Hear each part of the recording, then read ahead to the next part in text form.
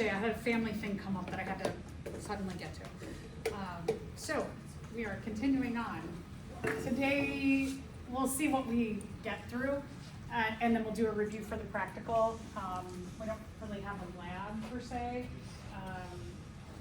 24, you should be processing. If you didn't get it done for today, get it done for next time. So, so I will give you a whole, like, exactly what you need to know for the practical on Thursday.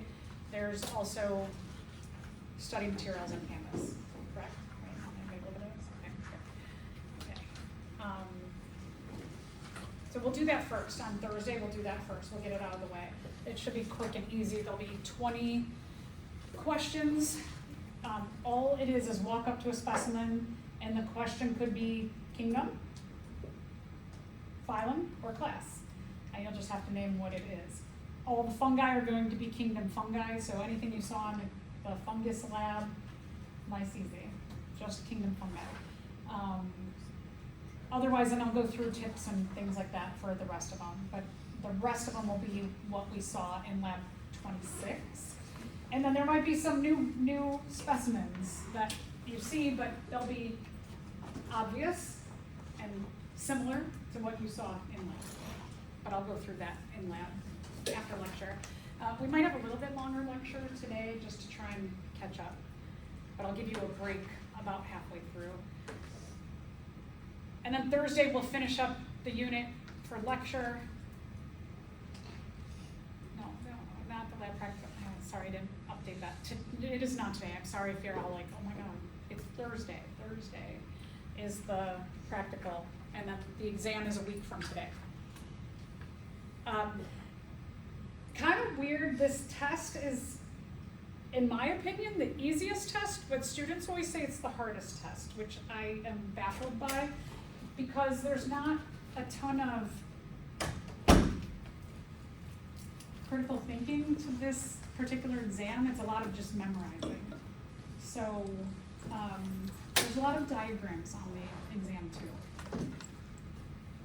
So, and maybe it's because I say I think it's the easiest that you're all like, oh, I'm not going to study. Maybe I'm setting you up for failure. But study as hard as you have so far. Keep doing what you're doing. Okay. Anybody have any questions? Let's start out with a question about our angiosperms. So you are on an expedition through a tropical rainforest and find a plant that has woody growth, parallel leaf venation, and flower parts and multiples of 4. Why is the botanist of this group incredulous? Why are they confused? So are these all woody growth, parallel leaf venation, and flower parts and multiples of 4? Are those all monocot features? No. Parallel leaf venation is woody growth, and flower parts and multiples of 4 are dicot features. Did we talk about a tricot at all? No, so that's just a distractor. It doesn't fit either of the major categories of flowering plants and may represent the lost link in evolution. I think that sounds kind of interesting. Woody growth and flower parts and multiples of 4 are characteristics that are not normally found in the same plant. Well, that's not true. These are both dicot, so that could be true. So D is the best answer here. So which page is this? I'm sorry? Which page is this? You are on 147? Did that? Oh, you don't even have that question. Okay, well, if you want to take a picture of this question, go ahead, since I don't have it in your book. One day I'm going to have it all together. I dream about that day. Sometimes I have the questions in your book and sometimes I don't. Look at that. Okay. Yeah. When you say like woody growth, is that like the root pattern or like? Woody growth means like a tree would. Okay. Like, yeah, good. That's a good question. Most trees are dicots.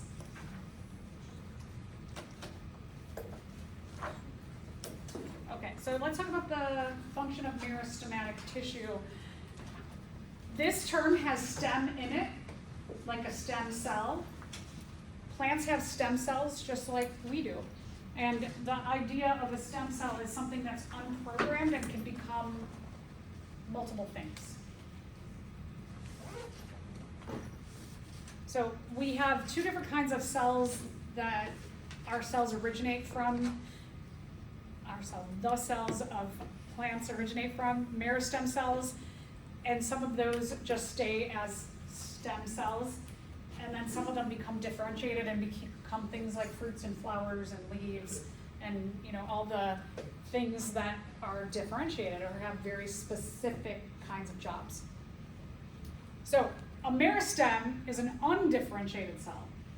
It can become a lot of things. It doesn't have a specific function to it.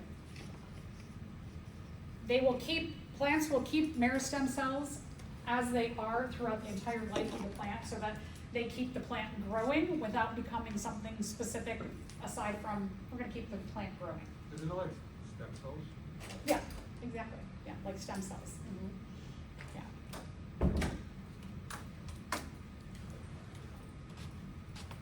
The meristem cells eventually lose their ability to divide, and they become part of the non-growing portion of the plant. So when I say non-growing, I mean like specialized. So the meristem cells can give rise to the differentiated cells, but the meristem cells keep that plant getting like wider and taller and more roots. Well, I should say wider and taller, and then the differentiated parts become like the roots and the leaves. They can give rise to all of that stuff. All right, so let's talk about locations. There's two different kinds of meristem cells. We're going to take a look at both of these. The apical meristem cells are what we would call the tips. And when we mean tip, I don't just mean the top, the tip top, but also the tip bottom. So they give rise to the stuff that's at the top of the plant, like the leaves, the fruits, the flowers, and then also the bottom. They give rise to the rooting system. Because they're at the top and bottom, the tips, the top tips and the bottom tips, they give rise to the growing of the top of the plant as well as the rooting at the bottom of the plant. So this is what we would refer to as the roots and the shoots. They're shooting out, like the leaves, the branches. The lateral meristems are the sides. So they keep the plant growing in girth. So like the trunk of a tree gets bigger and bigger every year. Or if we're looking at a lot of plants that just grow seasonally here, keeps them getting wider throughout the course of a growing season. So they start spindly and then they get wider throughout the year. So here we're talking about, we'd say like girth, like the middle part that's getting wider.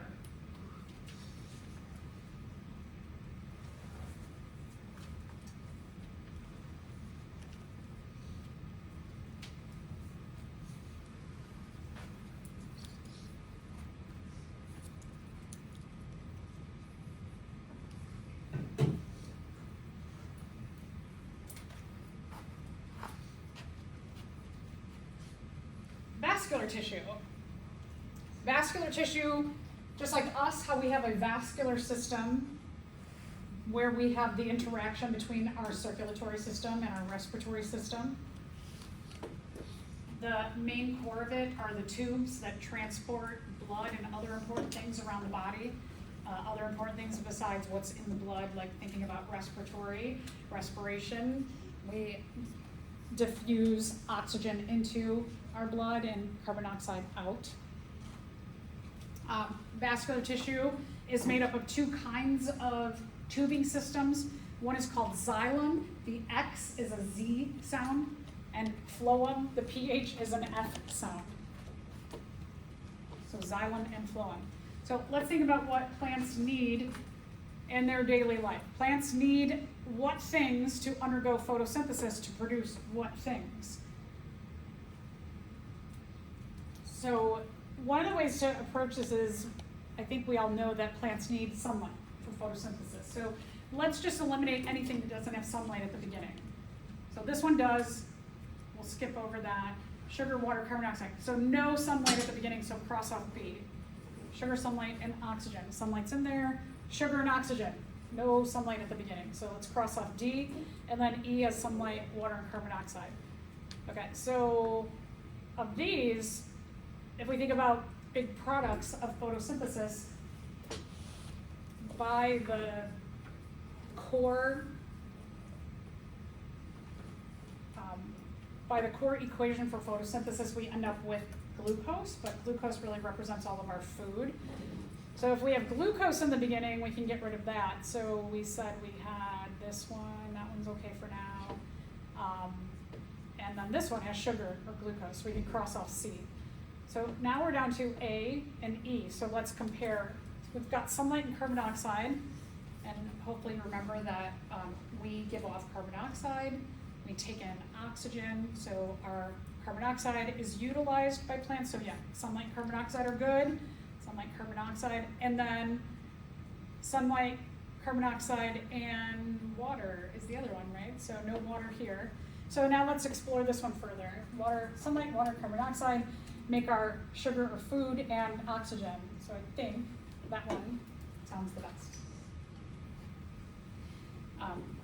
If for some reason, like let's say that you're taking the DAT or the MCAT or the GRE or whatever other exam you might be taking and you're like, oh, I cannot remember anything about photosynthesis. Remember what you do know. Just kind of think about your intuitive instincts that you know you're going to get sunlight at the beginning, it goes in, and if you're just thinking about like respiration, that plants are going to utilize carbon dioxide and give us, or the things that it's going to give us, like we're breathing in the oxygen from plants or other photosynthesizers and food. So xylem, again, the X is a Z sound, xylem. It's going to transport water and then other important things that come from the ground, like minerals, many inorganic compounds that are important for the growth and the metabolic pathways of plants. Xylem run from the roots, the bottom, up to the shoots. So if xylem is transporting water, thinking a little bit about plants, that plants, if you have like a rainy day like today and there might be water around the plant up here, it doesn't really matter. What matters is that the rain falls to the ground and that the roots are going to soak up the water and run the water up to the top of the plant. So just try and think these things through to figure out like what does xylem do and what does phloem do. The X is really close in the alphabet to W for water, so maybe think about it like that. The phloem, the PH is an F sound. It's going to take the sugars that are produced during photosynthesis, and not only sugar, but sugar will go into other metabolic pathways to make other food sources. So it'll take sugars and other compounds that are made from photosynthesis and transport them down through the body of the plant, down the trunk of the plant, and then give it to the roots. The roots are a storage system for an overflow of anything that's made in photosynthesis. So they go from the leaves, the shoots, down to the roots on the bottom.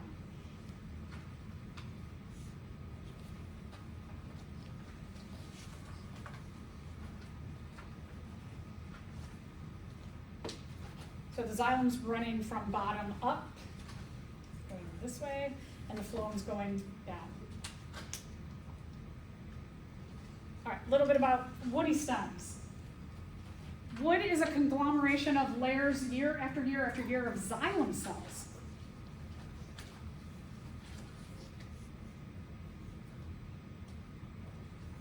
The bark holds the phloem cells. So let's explore this a little further in terms of those xylem cells and why they're thicker, why they compact, why the phloem doesn't. So when we're taking a look at the structure of the center, the trunk of the tree, just like you would have like the middle structure like you got on your pea plants, how they have a long stem in the middle. Sorry, you all.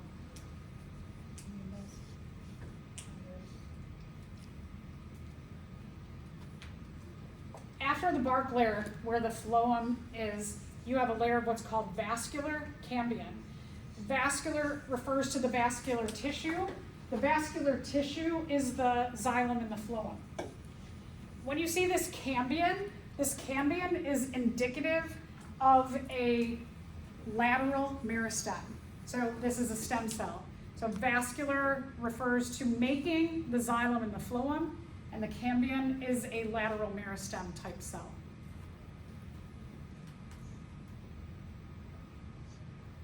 So being something that is a stem type cell, it is going to allow for more phloem and more xylem in the plant, in the tree, which is a plant. So the vascular cambium is going to allow for an increase in diameter of those xylem cells every year. The phloem are there too, but the phloem are really a lot thinner. So after the vascular cambium, you've got the bark that has the phloem, you've got the vascular cambium, and then on the other side, you have the xylem cells.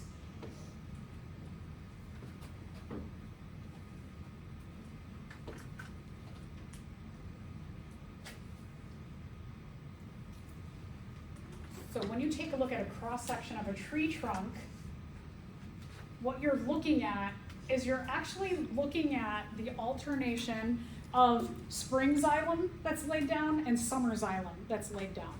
So when you count the rings of a tree, what you're looking at is you're counting either like all the darker xylem layers, so you'll count like 1 dark, 2 dark, 3 dark, 4 dark, right? And you'll get an idea of how many years old that tree was.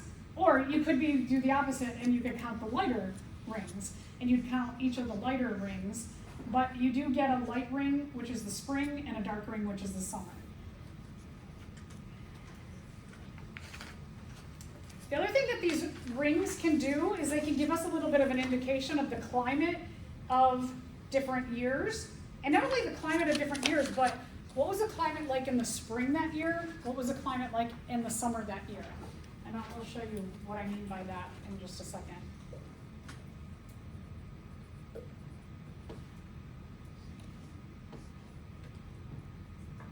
Okay, so if you have, like the early xylem would be the spring. Now it can be very different depending on the climate of that year, but a lot of times what we see is a lot more rain in the spring, that changing from that cold winter to the warmer season, what spring is for, that transition between winter and summer, that we'll get a lot of rain in the spring. And here you can see that the spring, indicated by this total light ring, has pretty wide xylem cells. They're wide because there's a lot of water during this time. This summer started out really dry. You can see the xylem layers that are laid down are really small. And then it got a little bit rainier toward the end of that summer. You can see that the cells are a little bit bigger.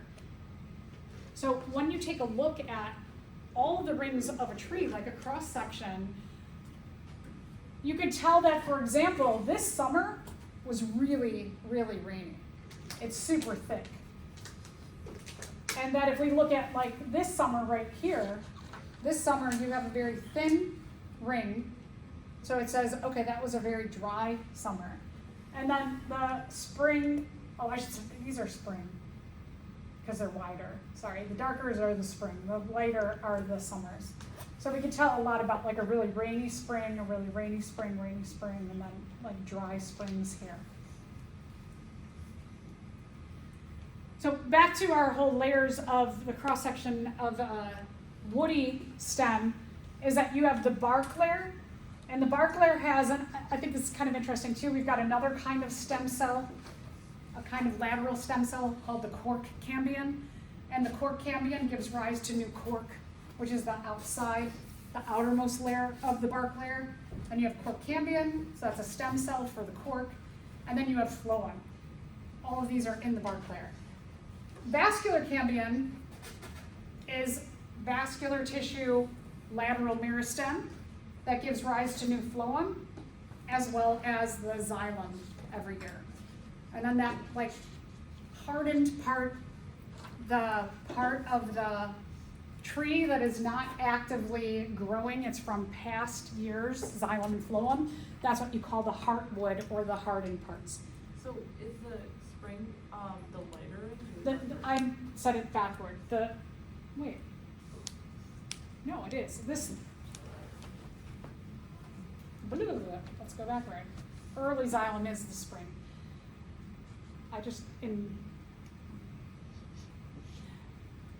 I was like, oh, these are thicker, so they must be the summer, when I clearly have the answer right here. So here, I guess we see that in this tree, wherever it lived, had very opposite of what you see down here, that the xylem, the early xylem, the spring, the light layers, the spring is the light layers, weren't as rainy as the summer.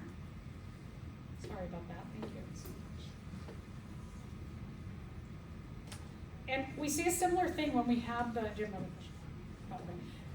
we see a similar thing when you have the vascular cambion that is surrounded by the phloem and the xylem, that in what we would call an herbaceous plant, one that's not woody, like your pea plants, for example, when you looked into a cross-section of it, right, you're looking down at a cross-section of a woody tree trunk or stem, it's a lot different because you have those layers of xylem laid down year after year.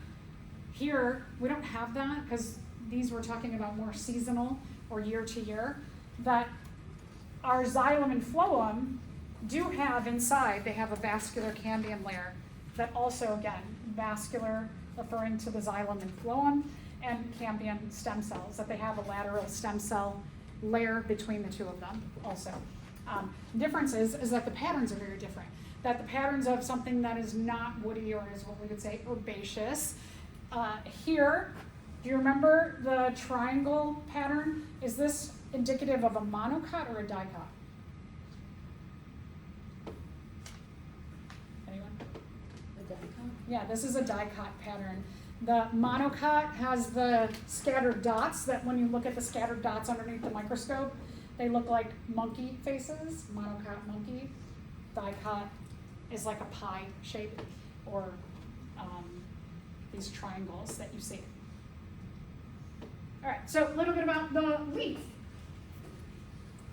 The leaf is the main place where photosynthesis occurs now, certainly because plants are green, most of their body is green, that there are chloroplasts filled with chlorophyll. So any part of the plant that has chlorophyll with chloroplasts filled with chlorophyll can undergo photosynthesis, but you have a lot more in the leaves, which are at the top of the plant. All right, so we're going to go through the structure of a cross-section of a leaf and talk about all the different parts that are in a cross-section of a leaf. So, like us, leaves have a top and a bottom to them, and we call that the epidermis. They have skin on their outside. We have an upper epidermis on our leaf, and we have a lower epidermis. So we're going to work our way around that. Now, one of the things I want to point out is that embedded in mostly the lower epidermis are these little pores that are formed by cells called guard cells, and the hole in the guard cell or the pore itself is called the stoma. So I want to talk, there's a lot going on here. The structure of having these cells, which are tightly packed together, and these that have spaces between them, if you look at what we call these and these, the difference of this kind of cell as opposed to these kinds of cells, are they're both called mesophyll cells, but the top are called palisade, Palisade, I think in like Greek or Roman architecture, palisade is a kind of column. It means that these cells are columnar, they're long and skinny, and they're packed right next to each other. The spongy mesophyll, like a sponge, there's pores or holes in between that gives that sponge-like appearance on the bottom. The mesophyll cells are for photosynthesis, so they are packed with little dots of chloroplasts that are filled with chlorophyll. So these are the main cells of photosynthesis in the leaf, the mesophyll cells. I have this further in your notes as well. The reason why you have, and you can see there's hardly any of those pores, these guard cells with the pore, the stoma in them, there's hardly any that you see in the top layer. You actually, in this illustration, they don't show any at all. There can be a few here and there, but the majority of the guard cells with the pore, the stoma, the majority of them are in the lower portion of the leaf. It has a couple of reasons for it. One is that this is where gas is exchanged. So through this pore, you have a plant is releasing oxygen and it's taking up carbon dioxide. The way that I keep calling myself a plant, the way that plants get oxygen or manufacture oxygen is one of the first things that happens in the process of photosynthesis is water gets broken down into hydrogens, electrons, energy, and oxygen. So when water gets broken down in these pores here, it releases oxygen into the air. Also from the air, it's taking carbon dioxide in. So that's why you have this, you need some space for the breaking down of water, and you also need some space for releasing oxygen and taking in carbon dioxide. So that's why you have this spongy mesophyll cells. It leaves these pores for all of those reactions. The other reason why you have the guard cells mostly in the bottom is because this top of the leaf serves like an umbrella. When it's raining, a day like today, if you had a bunch of these pores on the top, they would get clogged with water. And essentially what would happen is that the plant would suffocate. So if you had the guard cells here and water was coming down on it, it would clog up the pores and the plant wouldn't be able to do the exchange of gases. Now, being on the bottom, when it's raining here, the bottom, these can stay open and you can still get gas exchange even on a rainy day, and you can still get the space for the taking in of the carbon dioxide, releasing of the oxygen, the water reaction that happens. So just like kind of cool things, the way that these layers have evolved. Okay, so walking through again. The bottom has mostly, the bottom layer, the lower epidermis, is where the majority of these guard cells are that have a pore called the stoma.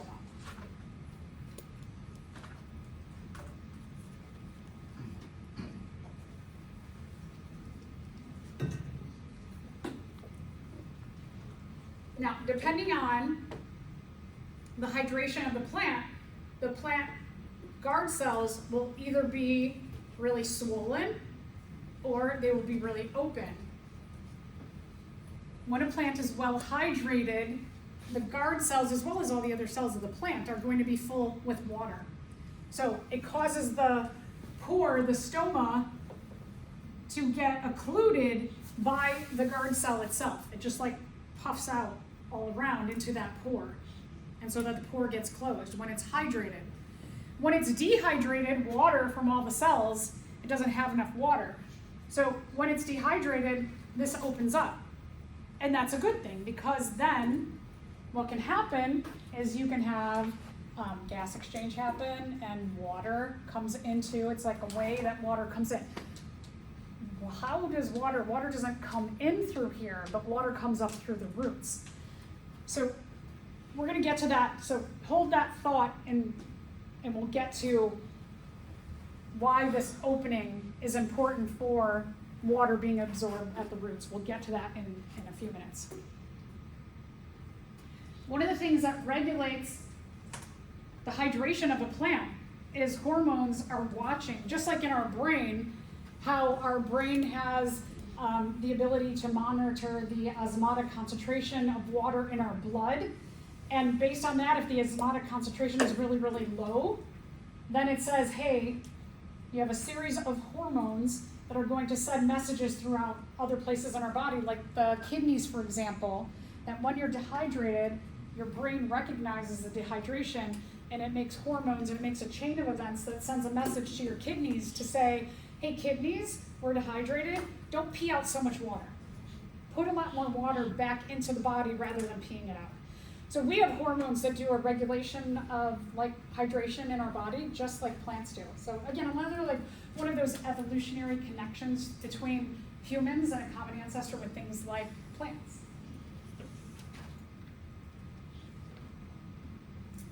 On top of the skin layers, there's a either thin or thick layer of wax called the cuticle. Like we have cuticles, for example, around our nails. They seal the nail shut. Just like cuticle here, this waxy layer seals the leaf shut so that it can stay well hydrated. So just another way of keeping hydration within the plant. As I mentioned before, the mesophyll cells, those that are packed in the middle, those are the main cells of photosynthesis. They have the most of these little dots, which are chloroplasts that are filled with the main pigment of photosynthesis, which is chlorophyll. If you remember back to the lab where you did the chromatography paper, you smashed up the spinach leaf, you did find, most of you, did see some 4 pigments that separated out based on their solubility onto that paper. And you saw chlorophyll A, chlorophyll B, which were the light and dark greens, and then you saw the xanthophyll and carotene. So in these mesophyll cells, not only do you have chlorophyll, but you also have other pigments as well. We're starting to see those other pigments because one of the things that happens as the temperature starts to drop, chlorophyll starts to break down. It's the first pigment that starts to break down. So we have the most, and what hopefully you saw on your chromatography paper was there was a lot of green on the paper and a lot less yellows, that we have a lot more, they have a lot more chlorophyll. And here, when the chlorophyll breaks down, you start to see those other colors, like the yellows and the oranges, maybe sometimes purples. You see all those brilliant colors. So there are other pigments that assist in photosynthesis as well. So again, the mesophyll cells, the main site of photosynthesis, they're packed with chloroplasts that contain chlorophyll. And the reason why the mesophyll cells differ in their appearance, that you have the palisade, they're just packed at the top, because that's where the majority of the sunlight hits, so you've got a lot more packing of cells that have chlorophyll from chloroplasts, inside chloroplasts. And then, so that's the palisade, mesophylls, columnar, tight columnar cells at the top. And the mesophyll cells at the bottom are called spongy because they have the pores where water gets broken down to release oxygen and carbon dioxide gets taken up. So we need a little more spacing there. Also, sunlight doesn't come from the bottom, it comes from the top. We also have veins that are found in leaves. Veins are the vascular tissue. This is called the vascular bundle. Inside of this leaf, you have xylem and phloem, and then you have vascular cambium that's going to surround those. Okay, so again, leaves also have veins or vascular bundles, or xylem and phloem inside.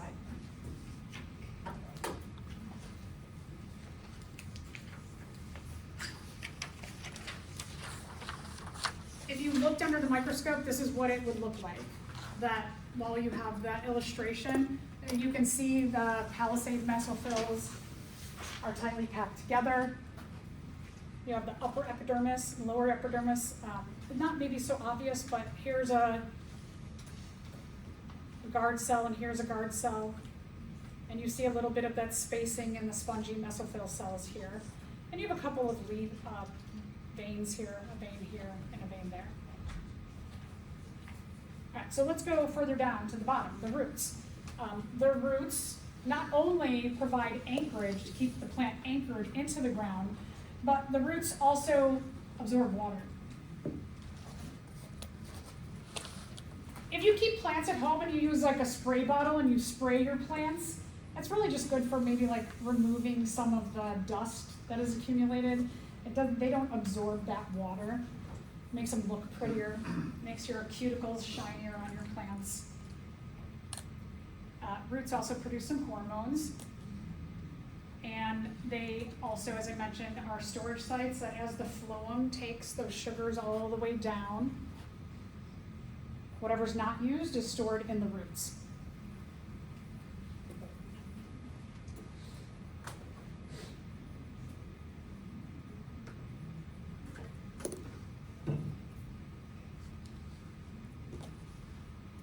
One of the things that we'll focus on in terms of structures as we get into the last two units is that in a lot of systems, branching becomes an important strategy for increasing the surface area of that particular tissue. So like roots, just like branches, roots branch too. And the branching, what it does, it just creates a lot more surface area for absorption of water. If you took and you looked at this like little bit of a root, you would see that the roots have root hairs on them. You can see them better when a plant first starts growing, that it has like a main root and then it'll have these fuzzy hairs on it. But every one of these little branches of roots have root hairs as well. So branching, branching, branching, branching. Okay, so let's talk about transpiration. We call it in our body, when we lose water, we call that perspiration. Plants call it transpiration. So, this gets into the structure of water and how you have the evolution of the phloem is very thin-walled, but the xylem is super thick-walled. Water is absorbed at the roots, but water is released up at the guard cells through the stoma.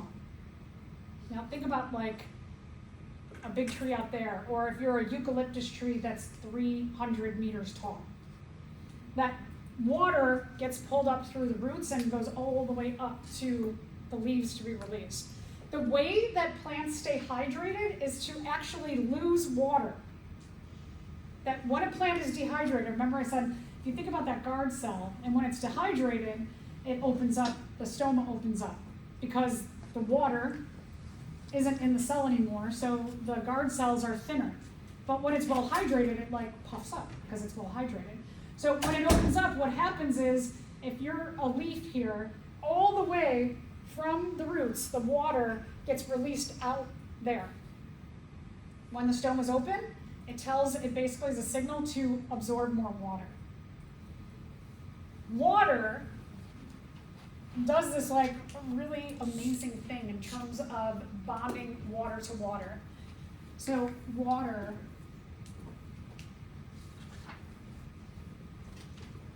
looks like a little Mickey Mouse, but one of the things about the structure of water, this gets really like deep into chemistry of water and its structure, is that there are, in the structure of water, there are what we call covalent bonds. Covalent bonds are formed when two electrons are shared between different atoms or elements. So here with hydrogen and oxygen, each of the hydrogens shares an electron with oxygen, and oxygen shares an electron with each hydrogen. So we have a covalent bond here and a covalent bond here. Oxygen itself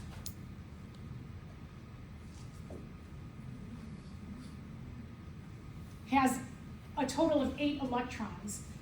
it's got 2 on its inner electron or energy shell, and it's got 6 on its outer shell.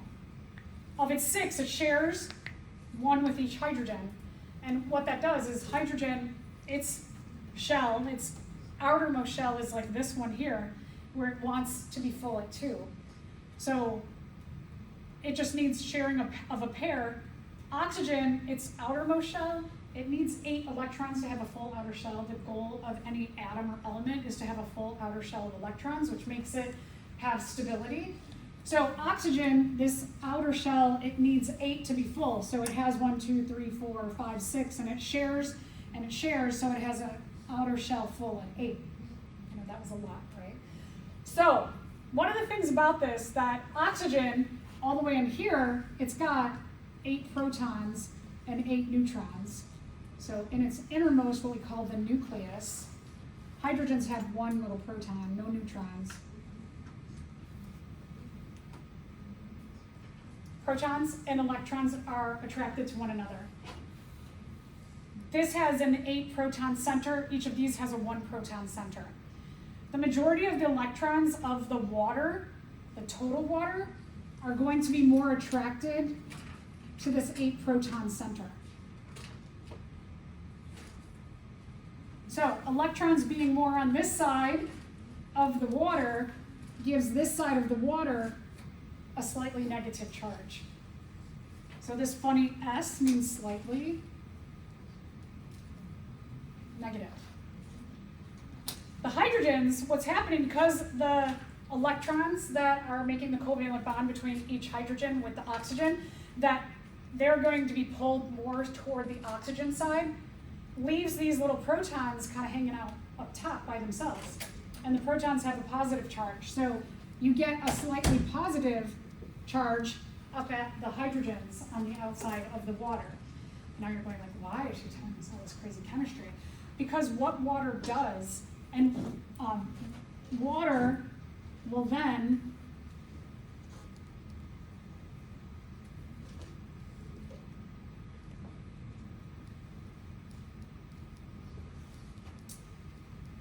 different water molecules will have their attraction of the oxygen side, the slightly negative oxygen side, for a slightly positive hydrogen side. And what this makes right here, it's called a hydrogen bond.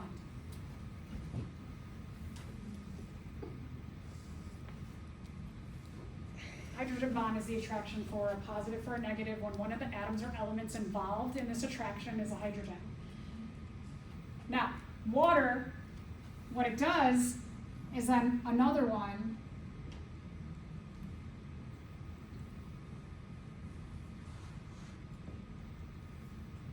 and another one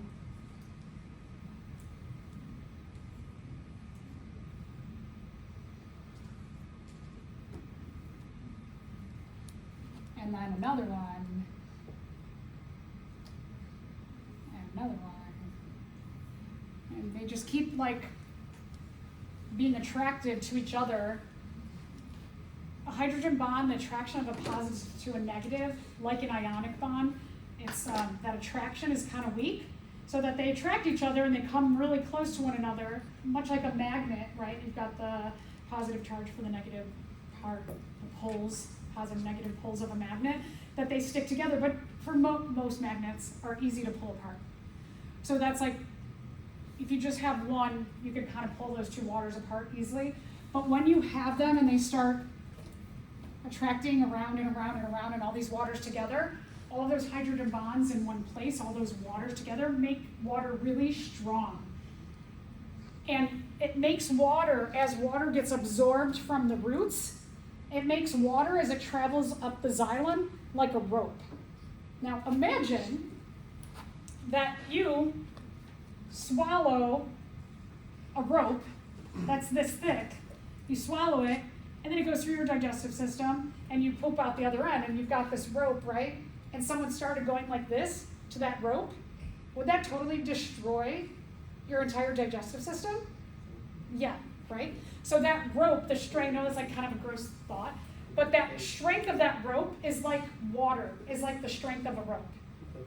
That the xylem cells have to be much larger. Their cell walls have to be really, really thick to not destroy the entire structure internally of the plant. And when the guard cells are dehydrated and they open up and some water comes out, it pulls the rope all the way from the roots. It pulls that rope all the way out. So plants, when they do transpiration, when they actually release a little water because they're dehydrated, it makes them absorb more water. It signals to the roots, absorb more water. Like us, when we sweat, when we start sweating, do you keep sweating and sweating forever? No, you sweat when you're hot to try and get some of the heat off the body. So that's why it's called perspiration in us, because it's different. We don't have the absorption of water from like our feet and then out our armpits, and that just keeps going until we're fully hydrated. It's a different mechanism. But I think it's pretty interesting how this stuff evolves just based on some little hydrogen bonds.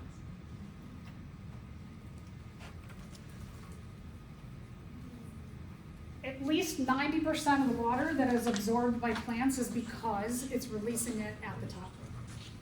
So it will get water in other places, but for the majority of it, this whole transpiration process and the pulling of water from roots to shoots is the way they hydrate themselves.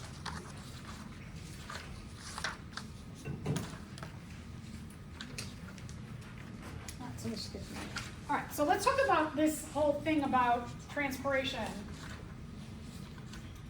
and how it can contribute to the climate of an area. Some of the trees, if we go to the Amazon rainforest and we look at some of the really, really big trees,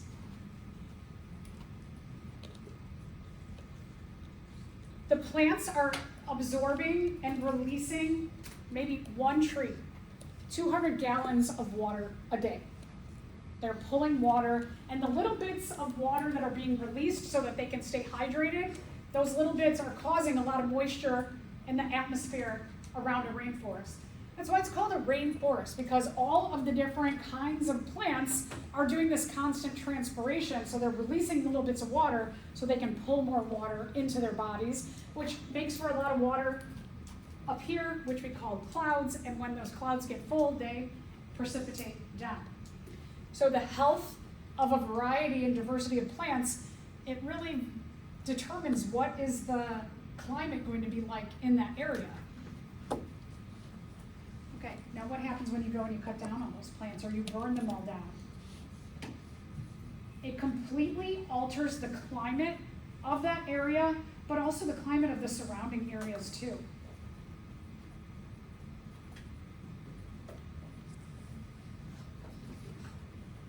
Because a lot of rainforest is being destroyed in like South and Central America, the Amazon River is starting to, in some places, completely dry up. The Amazon River really relies on the rainforest to cause that precipitation. The Amazon River is huge for commerce, and every community that lives around it. It's a way to like more easily send stuff to your neighbors to trade goods. So you could do it on water as opposed to carrying stuff and walking it through the forest. You can't really drive through a forest because it's really dense, right? So you use the waterways. So it has a huge effect on their economy in that way. It also, a lot of people fish and they sell the fish, they eat the fish. They eat a lot of like shrimps and crabs and lobsters and different things that live in the Amazon River. So not only does the rainforest, just like, you know, it's got a lot of plants, but it has an effect on economy and health of communities in so many ways. 80% of the Amazon rainforest, or just, I should say, yeah, 80% is gone due to logging. Just taking those trees down to sell them.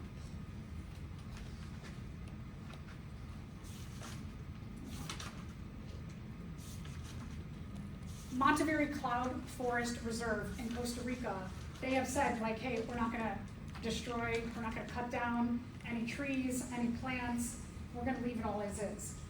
And so what it looks like in the area of the protected reserve looks like this, but surrounding areas, so here's the Monteverde cloud forest where it's protected, and these areas weren't protected.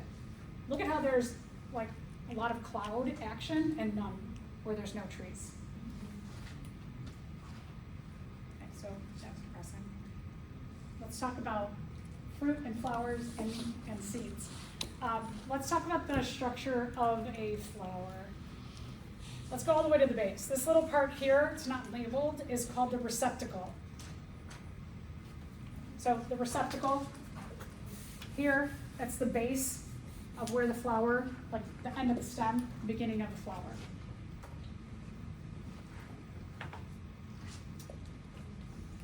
These little green petals that you see out of a bud, when a flower is a bud, it has those little green petals, and then the little green petals open up, and then the petals, the colorful petals, the true petals, come about. Those are called sepals. So you can see the sepals here.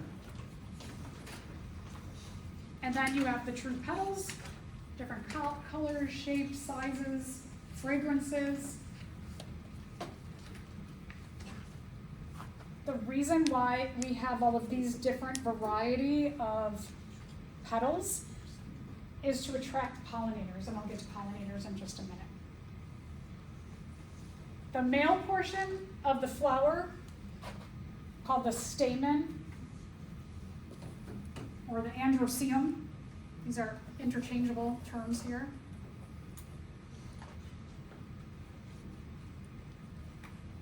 I think the thing that's interesting about plants is that they don't have just one stamen, like humans. They have one penis, but they have multiple. And remember, when we're talking about classifying something as a monocot or a dicot, we look at the flower parts.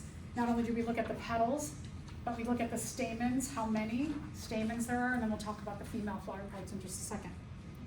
So the stamens have two parts. The anther, that's where the pollen is released. So on here, these are brown in color because the pollen is brown.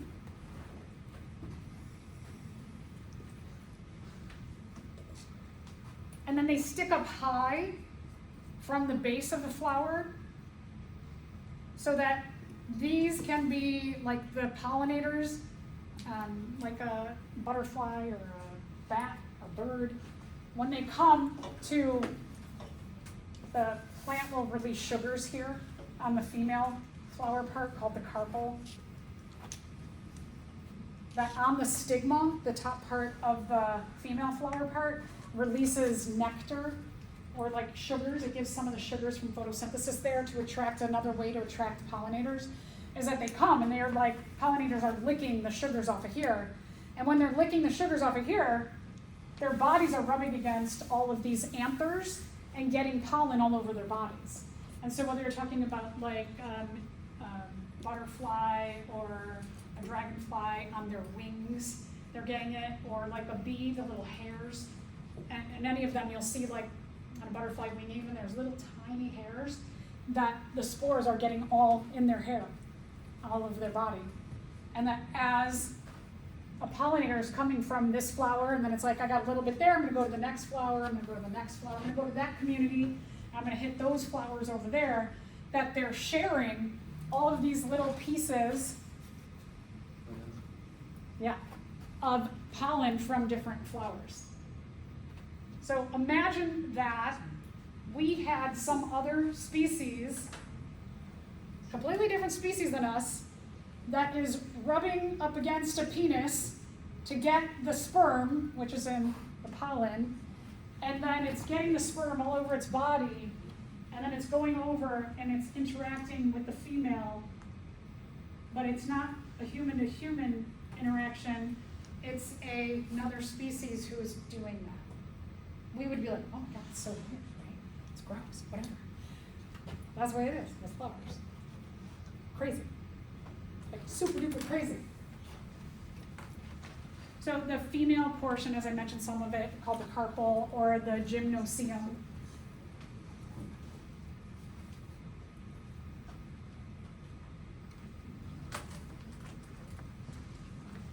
It's called the carpel or the pistil or the gymnosium. It has a lot of names. It has three major parts. You can see here the three parts. The ovary of the plant is down here. So it does have an ovary. Inside of the ovary has the ovule inside. This is where the eggs are formed. That's where fertilization occurs here. I'll talk about that in just a sec. The top part, the stigma, is the pollen landing pad. So as I mentioned before, sugars are going to be released in the form of nectar. And the pollinators come and lick that up. And then in between, to connect the ovary or ovule area with the stigma, is the style, or like a little filament.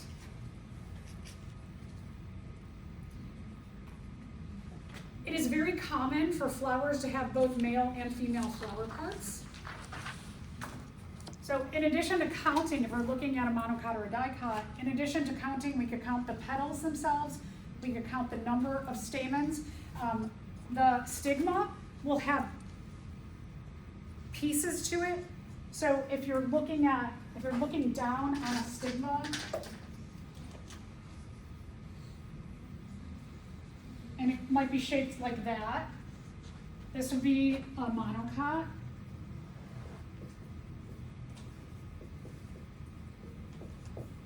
And if we're looking at a dicot, it will be like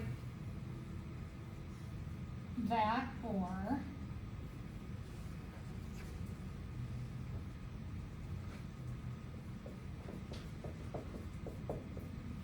a dicot will be shaped like that, like a 4 or a 5 piece.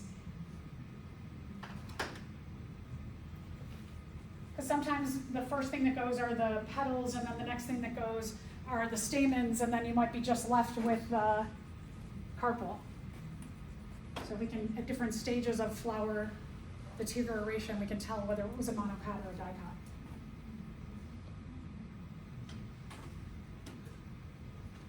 Did you see those in the stigmas? Or the... Yeah, this is the stigma. Mm-hmm. Right.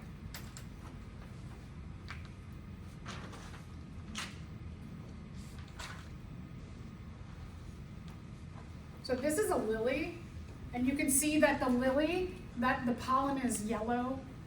Sometimes it's red, sometimes it's brown. The pollen isn't always brown on flowers. It can be a wide variety of them. All right, so let's look at this question. The American holly tree requires a male tree and a female tree for the production of red berries in the winter. This indicates that male flowers lack what, while the female flowers lack what?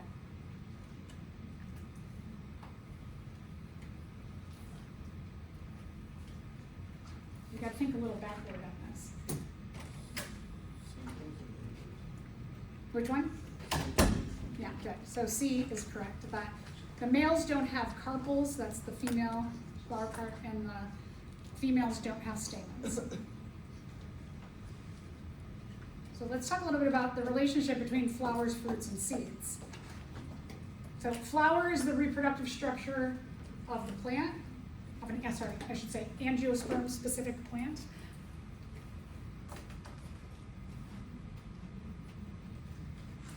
The fruit is a ripened ovary. If you remember from lab, that was one of the questions. So as humans, we eat the ovaries of other organisms. Inside the ovary are seeds. So let's think of an apple. In an apple, what you're eating, you eat the ovary part, right, all the soft tissue. That's delicious, you eat that part, and then there's the seeds in the middle, in the core, and then what do we do with the seeds? We throw it away, right? The seeds have an embryo inside. So you just toss the embryos in the garbage. Unless you save them and you want to grow a next generation of apple tree, then you can grow them. That's complicated too. Weird stuff. So, and then let's talk a little bit about pollination. I've mentioned a bunch of it already, but just to get some facts in one place. So, in order for a plant to be fertilized, it has to undergo pollination.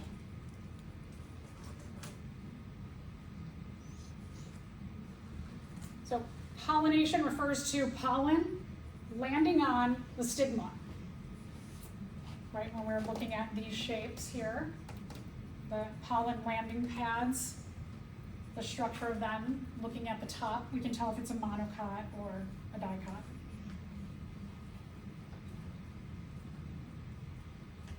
Pollination doesn't have to be just from other organisms. It could be the wind, it could be water. So it doesn't always involve necessarily another organism. And pollinators aren't just insects, like bees and butterflies, but also can be bats, birds. Birds aren't that far away from being related to us, and especially bats, right? They're mammals also. What is the evolutionary significance of a flower with larger, brightly colored flower petals?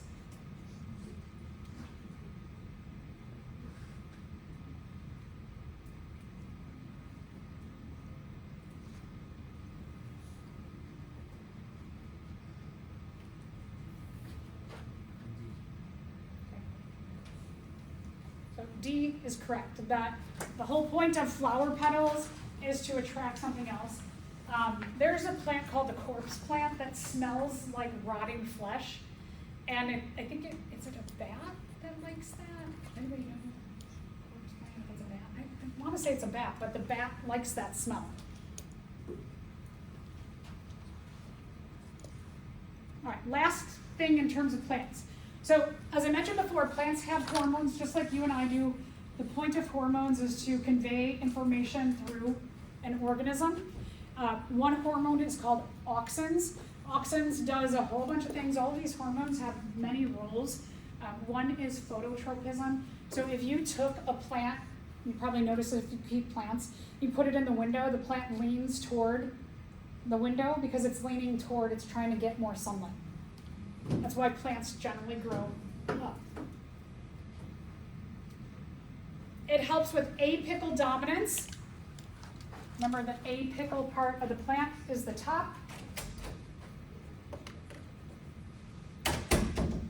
Apical dominance, when we're talking about apical, doesn't just mean the leaves. It also, or the leaves and the flowers, it also means the roots. So it helps the plant to kind of grow this way and root in. And all of these are kind of related to the plant getting taller and rooting more.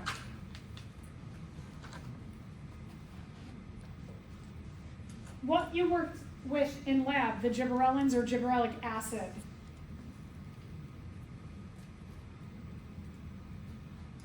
It does a couple things. If you were going to hand in your lab today and then I say something here that you're like, oh, maybe I'll add that in, feel free. The gibberellins do three main things for a plant. One is that they stimulate seed germination. A lot of the focus in the lab was about how tall and long our plants were growing, but kind of an undertone that maybe you didn't realize was that for each of the different groups, you were tracking how many germinated. How many plants did you have in each quadrant? So with our dwarf plants, what you should have seen in your data, and which I like just looking around at your plants growing, your trays, I did see that you had a lot more dwarfs germinate or produce plants than the standard plants. So there is a question that specifically asks, like, what does germination mean? And then it asks about your data about germination.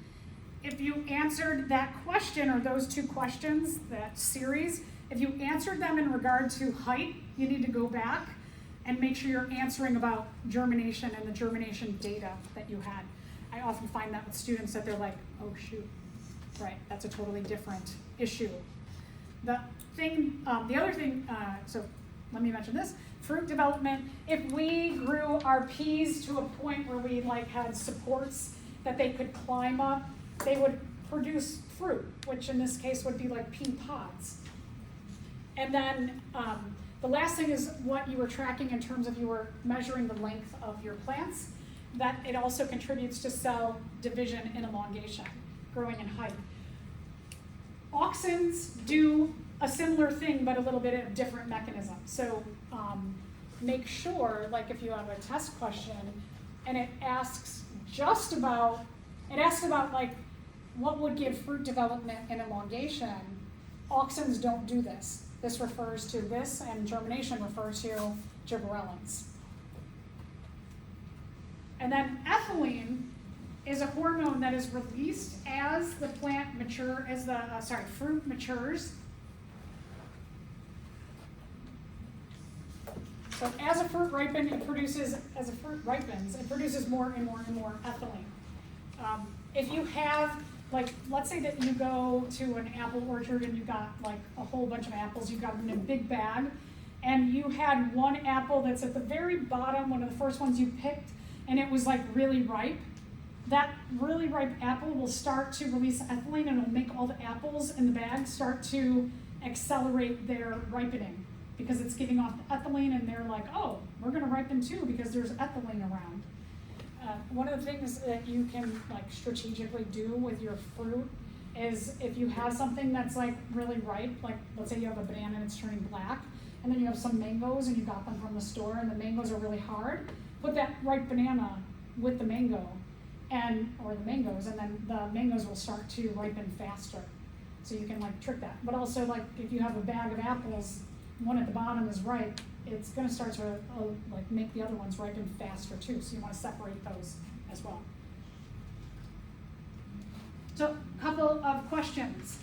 One rotten apple spoils the whole barrel because the rotting apple produces, ethylene. Right, this seems really easy now, but remember on an exam you're gonna have to pick these up. One of the possible consequences of a plant with a defective gene for the production of gibberellins would be rapid rotting of the fruit, an increased rate of lateral root development, the development of fruit without fertilization, a longer dormancy period for the plant's seeds, an increased rate of stem elongation. So remember, again, this question, I want to remind you that the dwarf plants that you have will have a longer dormancy rate, if not never come out of dormancy.